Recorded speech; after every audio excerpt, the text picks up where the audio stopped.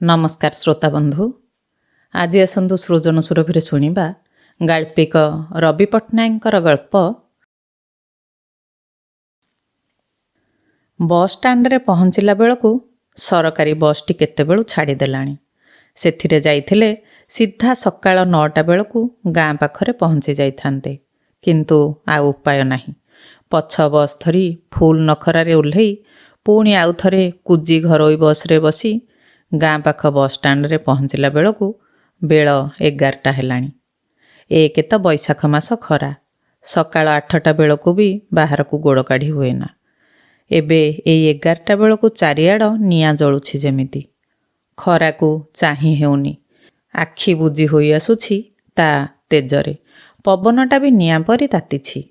एतेबेले आउ गाँ को जिबे कि न जिबे एमिति दोदपांच होई बस रु ओह्लई नटबर बाबू बस स्टाण्ड पाखरे थिबा चाकुंडा गछ तଳରେ पान जलखिया दुकान करिथिबा हरिगुड़ियार चालिया आड़को मुहाइले।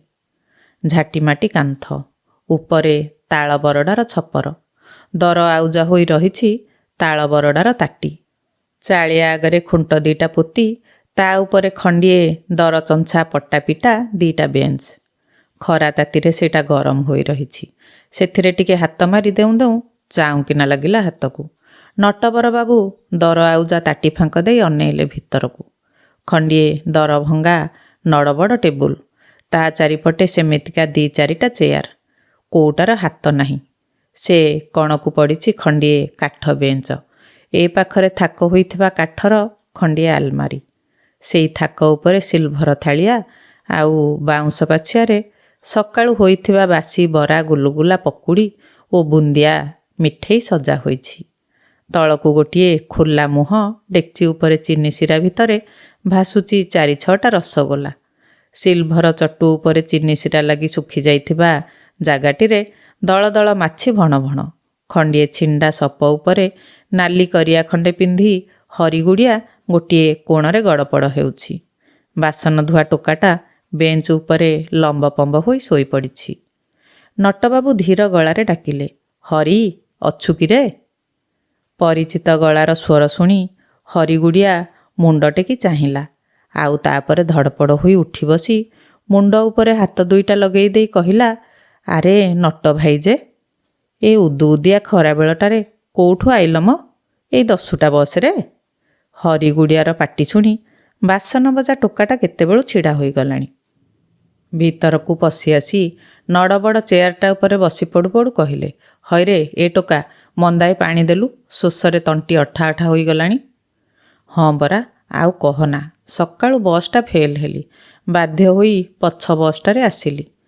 काहिंकी संज बसरे आइलनी? आउ कण तर अछि? काली संज बेलକୁ तार पाइली।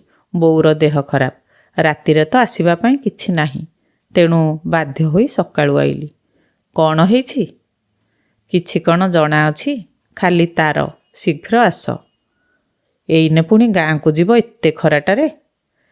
आरे न जाई चारा नाही, फेर जदि ए भितरे कौन नाई कौन हेई जाए शेष बेलକୁ आउ छी छी, ए काळ कथा आउ तुंडरे धर नाही।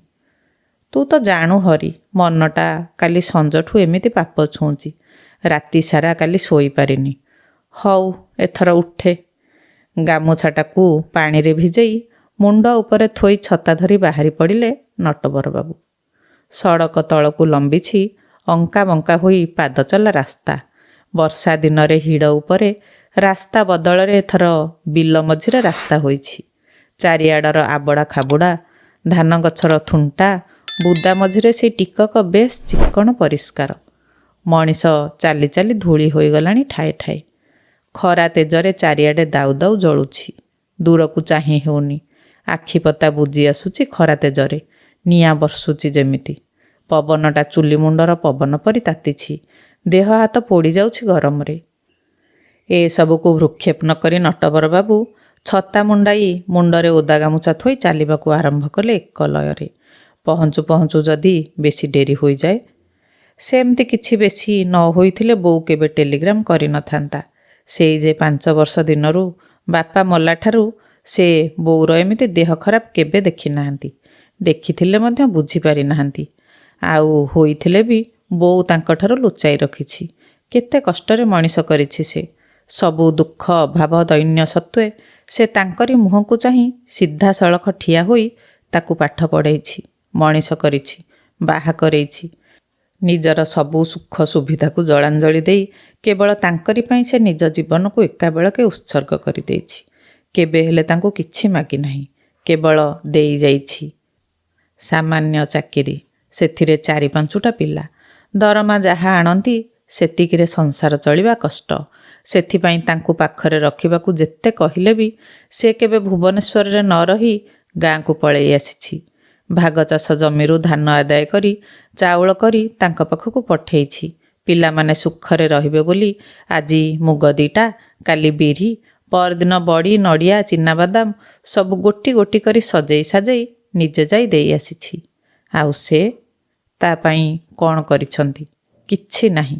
କେବଳ ନିଜ ସ୍ତ୍ରୀ ପିଲାଝିଲାଙ୍କ ପାଇଁ ସବୁ କିଛି କରିଛନ୍ତି। ଆଶ୍ଚର୍ଯ୍ୟ, ମଣିଷ ଜାତିଟା ଏମିତି ଅକୃତଜ୍ଞ। ପଛକୁ ଫେରି ଚାହେଁନା, ଖାଲି ଆଗକୁ ଦେଖେ। ଖାଲି ମଣିଷ କାହିଁକି, ସବୁ ପଶୁ ପକ୍ଷୀ ଗଛ ଲତା ପ୍ରାଣୀ ଜଗତର ନିୟମ ଏଇଟା, ପ୍ରାକୃତିକ ନିୟମ। ସୃଷ୍ଟିର ଲୀଳା ଅକ୍ଷୁର୍ଣ୍ଣ ରଖିବାକୁ ଗଛ ଯଦି ତାର ପୁରୁଣା ପତ୍ରଗୁଡ଼ାକୁ ସବୁବେଳେ ନିଜର ଭାବେ ରଖିବାକୁ ଚାହେଁ, ତେବେ ସେ କିପରି ସୃଷ୍ଟି କରିବ ନୂତନ ପତ୍ର, ନୂତନ ଫୁଲ, ନୂତନ ଫଳକୁ? ଅକୃତଜ୍ଞ ହେବା ବୋଧହୁଏ ସେଇଥିପାଇଁ ଏତେ ସ୍ୱାଭାବିକ। ପିଲାଙ୍କ ପାଇଁ ସେ ନିଜେ ବା କ'ଣ ନ କରୁଛନ୍ତି? ନିଜେ ଭଲ କରି ଗଣ୍ଡେ ନ ଖାଇ ନ ପିନ୍ଧି ପିଲାଏ କେମିତି ଭଲ ଖାଇବେ, ଭଲ ପିନ୍ଧିବେ, ଭଲ ପାଠ ପଢ଼ିବେ, ସେଇଥିପାଇଁ ଅନବରତ ଖଟି ଚାଲିଛନ୍ତି। ସକାଳଠାରୁ ରାତି ପର୍ଯ୍ୟନ୍ତ କେବଳ ସେଇ ଚିନ୍ତା। ନିଜେ ଯେମିତି କଷ୍ଟ ସହି ପାଠ ପଢ଼ିଥିଲେ, ସବୁ ଅସୁବିଧା ସହ୍ୟ କରିଥିଲେ, ସବୁବେଳେ ମନରେ ଭାବନା ହୋଇଛି ମୋ ପିଲାଏ ଯେମିତି ସେମିତି କଷ୍ଟ ନ ପାଆନ୍ତି, ସେତିକି ଅସୁବିଧା ଭୋଗ ନ କରନ୍ତି, ତାଙ୍କ ମନରେ ଗରିବ ବୋଲି ଯେମିତି ହୀନମନ୍ୟତା ନ ରହୁ, ସେଥିପାଇଁ ପାରୁ ପର୍ଯ୍ୟନ୍ତ ଚେଷ୍ଟା କରି ଆସିଛନ୍ତି। କିନ୍ତୁ ଫଳ କ'ଣ ହେଉଛି? ବୋଉର ସ୍ୱାର୍ଥତ୍ୟାଗ ଓ ଆତ୍ମୋତ୍ସର୍ଗ ସାଙ୍ଗେ ସାଙ୍ଗେ ନିଜର ବି ଥିଲା ପ୍ରଗାଢ଼ ଚେଷ୍ଟା। ସେତେବେଳେ ଶିଶୁ ମନ ନେଇ ବୋଉକୁ ସୁଖରେ ରଖିବାର ଦୃଢ଼ ପ୍ରତିଜ୍ଞା। ସେଇଥିପାଇଁ ସେ ଯାହା ହେଉ, ବଡ଼ ନ ହେଉ ପଛେ, ସାଧାରଣ ଭାବେ ବଞ୍ଚିବାର ପାଥେୟ ସଂଗ୍ରହ କରିପାରିଛନ୍ତି ତ। କିନ୍ତୁ ତାଙ୍କର ଏତେ ଆତ୍ମୋତ୍ସର୍ଗ ସତ୍ତ୍ୱେ ତାଙ୍କ ପିଲାମାନଙ୍କ ଭିତରେ ସେ ଚେଷ୍ଟା କାହିଁ? ମଣିଷ ହେବାର ଆକାଂକ୍ଷା କାହିଁ? କ'ଣ ପାଇଁ ଏମିତି ହେଲା? କେଉଁଠି ଭୁଲ ରହୁଛି? ବଡ଼ ପୁଅଟା BA ପଢ଼ୁ ପଢ଼ୁ ହିପି ହୋଇଗଲା। ଖାଲି ଟଙ୍ଗ ଟଙ୍ଗ ବାହାରେ ବୁଲା, ପାଠଶାଠ କିଛି ନାହିଁ। ଘରକୁ ଖାଇବା ଶୋଇବା ଛଡ଼ା ଅନ୍ୟ କିଛି ପାଇଁ ଆସେନା। କେତେ ବୁଝାମଣା, କେତେ ଗାଳିମନ୍ଦ ସବୁ ବୃଥା ହେଲା। ବାପା ମା ପାଇଁ ନ ହେଉ, ନିଜର ଛୋଟ ଛୋଟ ଭାଇ ଭଉଣୀ ପ୍ରତି ସାମାନ୍ୟତମ କର୍ତ୍ତବ୍ୟବୋଧ ବି ନାହିଁ। କ'ଣ ଆଉ କରାଯାଏ? ଯୁଗ ତ ସେମିତି ହୋଇଛି। ସମସ୍ତେ କେମିତି ଏକ ଘରକିଆ, ବ୍ୟକ୍ତିନିଷ୍ଠ ସ୍ୱାର୍ଥପର ହୋଇଯାଉଛନ୍ତି। ନିଜ ଛଡ଼ା ଯେମିତି ପୃଥିବୀରେ ଆଉ କାହାରି ପ୍ରତି କିଛି ତାଙ୍କର କରିବାର ନାହିଁ। କିନ୍ତୁ ପୃଥିବୀର ସମସ୍ତେ ତାଙ୍କ ପାଇଁ କରିବା ଆଗ ଦରକାର। ସେଇଥିପାଇଁ ଦୁନିଆ ଅଶାନ୍ତି ଘରେ। ଝିଅ 2ଟା ବି ସେମିତି ହେଲେଣି। କଲେଜରେ ପାଠ ପଢ଼ିବା ମାନେ ଯେମିତି କେବଳ ଫ୍ୟାସନ ହୋଇ ବୁଲିବାଟା ଏକମାତ୍ର ଉଦ୍ଦେଶ୍ୟ। ଭଲ ଶାଢ଼ୀ ଦରକାର, ନାନା ପ୍ରକାର ଡ୍ରେସ୍ ଦରକାର। ସ୍ନୋ ପାଉଡ଼ର ସାମ୍ପୁ ନ ହେଲେ ଯେମିତି କଲେଜରେ ପାଠ ପଢ଼ା ହୁଏ ନା। ଘର କାମରେ ଟିକିଏ ମନ ନାହିଁ। ବୋଉକୁ ଟିକେ ସାହାଯ୍ୟ କରିବା, କିଛି କାମଦାମ କରିବା, ନା, କିଛିରେ ମନ ନାହିଁ। ସାନଟା ନାଁରେ ତ ପରୋକ୍ଷ ଭାବେ କେତେଥର ଶୁଣାଗଲାଣି। ତା ବୋଉ ତାକୁ ସେଥିପାଇଁ କେତେ ଗାଳିମନ୍ଦ କଲାଣି। ଦିନେ ତ ଝାଡ଼ୁ ନେଇ ବାଡ଼େଇ ପକାଇଲା। କ'ଣ ହେବ, ମୋତେ ଯେତେ ମାଠିବୁ ମାଠ। ସବୁଆଡ଼ୁ ଅଶାନ୍ତି, ଜୀବନରେ ଟିକିଏ ଶାନ୍ତି ନାହିଁ।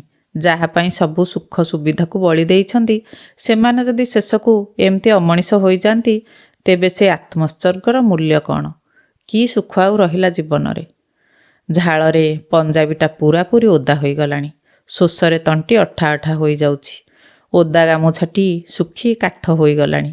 ଆଖି ପୋଡ଼ୁଛି ଖରା ତେଜରେ। ଜୋତାଗୁଡ଼ିକ ମଧ୍ୟ ଏତେ ଗରମ ହୋଇଗଲାଣି ଯେ ତଳିପାଠୁ ଆରମ୍ଭ କରି ଗୋଟା ପାଦଟା ସିଝି ଯାଉଛି। କାଢ଼ି ଫୋପାଡ଼ି ଦେବାକୁ ଇଚ୍ଛା ହେଉଛି। ସାରା ଦେହଟା ଗରମ ହୋଇଗଲାଣି, ସତେ ଯେମିତି କିଏ ତତଲା ଲୁହା କରେଇରେ ପକେଇ ଦେଇଛି। ହଁ, ସଂସାରଟା ଆଉ କ'ଣ, ତତଲା ଲୁହ କରେଇ ତ। ଜୀବନ ସାରା ଖାଲି ଏମିତି ଭାଜି ହେବା କଥା। ସୁଖ କାହିଁ, ଶାନ୍ତି କାହିଁ? ଆଗରେ ଦେଖାଯାଉଛି ହରିଚନ୍ଦନପୁର ଗାଁ, ବ୍ରାହ୍ମଣ ଶାସନ। ଗାଁ ମୁଣ୍ଡ ପୋଖରୀ ହୁଡ଼ାରେ 20-25ଟା ତାଳ ଗଛ ବାବନା ଭୂତ ପରି ହାଁ କରି ଛିଡ଼ା ହୋଇଛନ୍ତି। ହଲ୍ ନାହିଁ କି ଚଲ୍ ନାହିଁ। ପୋଖରୀ ଶୁଖିଯାଇଛି। କାଦୁଅଗୁଡ଼ା ଶୁଖିଯାଇ ଛଅକୋଣିଆ ହୋଇ ଫାଟି ଗୋଟିଏ ଚାଦରର ପେଟାନ୍ ପରି ମନେ ହେଉଛି। ଫାଟ ଦାଢ଼ରେ ଧଳା ଧଳା ଶୁଖିଲା ଗେଣ୍ଡା ଖୋଳପା। ପୋଖରୀର ଗୋଟିଏ କଣକୁ ବେଲବଣ। ବେଲବଣ ମଝିରେ ଅରାଏ ସଫା ଜାଗାରେ ବହୁ ଜୀର୍ଣ୍ଣ ପୁରାତନ ଶିବ ମନ୍ଦିରଟିଏ। ମନ୍ଦିରଟା ଭାଙ୍ଗି ରୁଜି ଗଲାଣି। ଅଧା କାନ୍ଥ ଭିତରେ ଶିବଲିଙ୍ଗ ଖରା ବର୍ଷା ଖାଇ ପୂଜା ପାଆନ୍ତି। ବେଲକଣ୍ଟାରେ ଚାରିଆଡ଼ ଭର୍ତ୍ତି। ବେଲଗଛ ଗୁଡ଼ାକ ଟିକିଏ ଟିକିଏ କଅଁଳିଛନ୍ତି। ବାକି ବଡ଼ ବଡ଼ ଡାଳ ସବୁ କଙ୍କାଳର ହାଡ଼ ପରି ସମ୍ପୂର୍ଣ୍ଣ ଧଳା ଧଳା ଦେଖାଯାଉଛନ୍ତି। ଆଉ ଉପାୟ ନାହିଁ। ନଟବର ବାବୁ ସେଇ ବେଲବଣ ଭିତରେ କଣ୍ଟା ଆଡ଼େଇ ବସିଲେ। ଟିକିଏ ବିଶ୍ରାମ ଦରକାର। ଟିକିଏ ଭଲ କରି ଛାଇ ନାହିଁ। ତଥାପି ଗଛ ଗଣ୍ଡି ତଳକୁ ଆଉଜି ବସିଲେ ସେ। ମୁଣ୍ଡରେ ଗାମୁଛା କାଢ଼ି ଦେହ ମୁଣ୍ଡ ପୋଛି ହୋଇ କିଛି ସମୟ ବସି ରହିଲେ। ନା, ଆଉ ବସିକି ରହି ଲାଭ ନାହିଁ। ଶୋଷରେ ତଣ୍ଟି ଅଠା ଅଠା ହେଲାଣି। ଶାସନ ଭିତରେ ପଶି ମନ୍ଦାଏ ପାଣି ନ ପିଇଲେ ଆଉ ଜୀବନ ରହିବ ନାହିଁ। ସେ ଧୀରେ ଧୀରେ ଉଠି ଗାଁ ଭିତରେ ପଶିଲେ। ଗାଁ ମୁଣ୍ଡରେ ବନ୍ଧୁ ଷଡ଼ଙ୍ଗୀର ବାଉଁଶ ବାଡ଼ି। ଗଛରେ ଗୋଟିଏ ହେଲେ ପତ୍ର ନାହିଁ। ଠୁଙ୍ଗା ଠୁଙ୍ଗା ଲମ୍ବ ଲମ୍ବ ଗଛ ଗୁଡ଼ାକ ବିନା ପବନରେ ଦୋହଲୁଛନ୍ତି। କଣ୍ଟା କଣ୍ଟା ଭର୍ତ୍ତି ବାଉଁଶ କଣିକା ଗୁଡ଼ାକ ରାସ୍ତା ଉପରକୁ ଅଧେ ମାଡ଼ି ଆସି କଙ୍କାଳର ଆଙ୍ଗୁଳି ପରି ଦେଖାଯାଉଛନ୍ତି। ସାମାନ୍ୟ ପବନରେ ଶୁଖିଲା ବାଉଁଶ ପତ୍ର ଗୁଡ଼ାକ ସଁ ସାଁ କରି ଉଡ଼ି ଆସୁଛନ୍ତି। ବାଉଁଶ ବାଡ଼ି ଶେଷକୁ ମନ୍ଦିର। ତା ଆଗରେ ମଧୁତିଆଡ଼ିର ଘର, ମନ୍ଦିରର ପୂଜକ। ତା ପଛକୁ ପଛ ଘରକୁ ଘର ଲମ୍ବିଛି। କେଉଁ କାଳର ପୁରୁଣା ମନ୍ଦିର। ଧଉଳା ହୋଇନାହିଁ ବୋଧହୁଏ 20-25 ବର୍ଷ ହେଲା। ବୈଶାଖର ଖରାରେ ମନ୍ଦିର ଉପରେ ଶିଉଳିଗୁଡ଼ା ଫାଟି ଫାଟି ଚକଡ଼ା ଚକଡ଼ା ହୋଇ ଅଧେ ଖସି ଅଧେ ଲାଗି ରହିଛି କାଛୁ ବକଳା ପରି। ମନ୍ଦିର ଚଉତରା ଉପରେ ପଶାପାଲି ପଡ଼ିଛି। 10-12 ଜଣ ଘେରି ବସିଛନ୍ତି ଚାରିଆଡ଼େ। ମଝିରେ ମଝିରେ ହୋ ହୋ ହୋଇ ଚିତ୍କାର ଉଠୁଛି ଗୋଟାଏ ବଢ଼ିଆ ଦାନ ପାଇଁ।